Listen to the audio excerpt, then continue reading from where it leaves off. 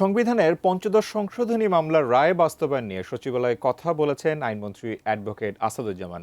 তিনি বলেছেন, রায়ের আলোকে এবং জুলাই সনদ বিবেচনা করে সরকার সংবিধানে প্রয়োজনীয় সংশোধনী আনবে। চলুন দেখে আসি আইনমন্ত্রী সে বক্তব্য। সংবিধানের পঞ্চদশ সংশোধনীর মাধ্যমে বেশ কিছু সংশোধনী আনা হয়েছিল, যে সংশোধনীগুলো বাংলাদেশের গণতন্ত্রের কবর রচনা করা হয়েছিল, যে সংশোধনীগুলোর মাধ্যমে বাংলাদেশে ফ্যাসিস্টের চিরস্থায়ী বন্দোবস্ত দেওয়ার জন্য প্রক্রিয়া আনা হয়েছিল, যেগুলো নিয়ে আমরা বলেছিলাম এটা ultra vires to the constitution. আমি অ্যাটর্নি জেনারেল থাকা অবস্থায় পাবলিক ইন্টারেস্ট লিটিগেশনে মিস্টার বদিউল আলম মজুমদার সহ যারা এই মামলা করেছিলেন এবং ইন্টারভেনার হিসেবে যারা ছিলেন অন্তর্বর্তীকালীন সরকারের পক্ষ থেকে, তখন আমাদের ইনস্ট্রাকশন ছিল যে এই সংশোধনীগুলো বাংলাদেশের মানুষের জীবনে বোঝা হয়ে আছে, গণতন্ত্রের পথে অন্তরায়। বাংলাদেশে গণতন্ত্র উত্তরণের জন্য অন্তর্বর্তীকালীন সরকার অবশ্যম্ভাবী, অন্তর্বর্তী সরকারের বিকল্প কিছু নাই। তখন আমরা সাবমিশন দিয়েছিলাম সেই লাইনেই। আমরা বলেছিলাম 7 ক 7 খ রাষ্ট্রদ্রোহিতা, এটা দিয়ে অ্যাবিউজ করা হবে, এটা ফ্যাসিজমকে চিরস্থায়ী বন্দোবস্তের একটা নীল নকশা।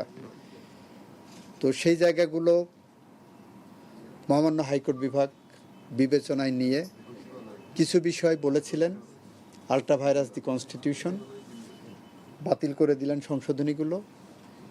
কিছু বিষয় বললেন এটা পার্লামেন্ট সিদ্ধান্ত নেবে। আইনের জেনারেল ইন্টারপ্রিটেশন হলো পার্লামেন্ট এটা সিদ্ধান্ত নেবে, এইটা বলার অবকাশ রাখে না, কারণ পার্লামেন্ট ইচ্ছা করলে এটা যে কোনো সময় বাতিল করতে পারেন।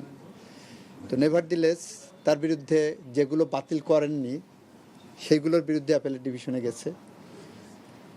তো অ্যাপেলেট ডিভিশন ওই একই কথা বলে দিয়েছেন যে এটা পার্লামেন্ট সিদ্ধান্ত নেবেন, আর হাইকোর্ট যেগুলো আপনার অবৈধ ডিক্লেয়ার করছে সেগুলো বহাল রেখেছে। সুতরাং হাইকোর্টের রায় বহাল আছে, আর বাকি যেগুলো আছে সেগুলো আমরা সংবিধান সংশোধনীর মাধ্যমে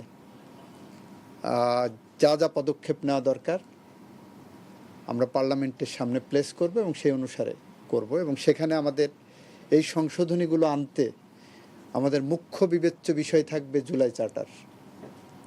জুলাই সনদকে সামনে রেখে আমরা এই সংশোধনীগুলোকে কিভাবে মানুষের কল্যাণে, যুগোপযোগী, দেশের জন্য, স্বাধীনতা সার্বভৌমত্বের জন্য, গণতন্ত্রের জন্য, আইনের শাসনের জন্য, মানবাধিকারের জন্য, ন্যায় বিচারের জন্য আনা সম্ভব হয়, সেটা আমরা পুঙ্খানুপুঙ্খভাবে বিবেচনা করে এবং পাবলিক কনসালটেশনের মধ্য দিয়েই আমরা সংসদে বিল আনব, এ আশ্বাস দিতে পারে। আর যেগুলো অবৈধ ডিক্লেয়ার হয়েছে এগুলো আমরা সংবিধানে সংশোধনী আনতে হবে। আপনারা জানেন তত্ত্বাবধায়ক সরকার এটা বিএনপির আন্দোলনের ফসল।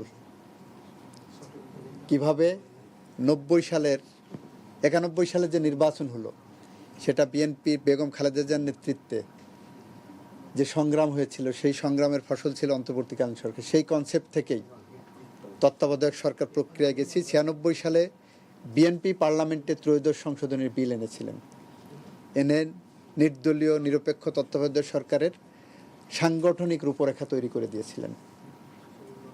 এবং বিএনপি এটার জন্য বিগত 16-17 বছর ধরে সংগ্রাম করেছেন। বেগম খালেদা জিয়ার নেতৃত্বে দেশ বাঁচাও মানুষ বাঁচাও যে স্লোগান দিয়ে আমরা নিরন্তর সংগ্রামের পথে হেঁটেছিলাম, সেই পথে হাঁটার মুখ্য লক্ষ্য ছিল যে আমার ভোট আমি দেব, যাকে খুশি তাকে দেব। এবং সেই প্রক্রিয়ায় ফেরার জন্য তত্ত্বাবধায়ক সরকারের বিকল্প কোনো পথ ছিল না। আমরা সেই জায়গাটা রাজনৈতিকভাবে অঙ্গীকারবদ্ধ। রায়ে যেভাবে আছে আমরা সেটাকে বিবেচনায় নিয়ে যেটা করলে ভালো হয় সেটাই করব। আমরা 54টা বিষয়কেই অ্যাড্রেস করব এবং জুলাই সনদ আমাদের সেই অ্যাড্রেসিংয়ের ক্ষেত্রে জুলাই সনদ আমাদের সামনে থাকবে।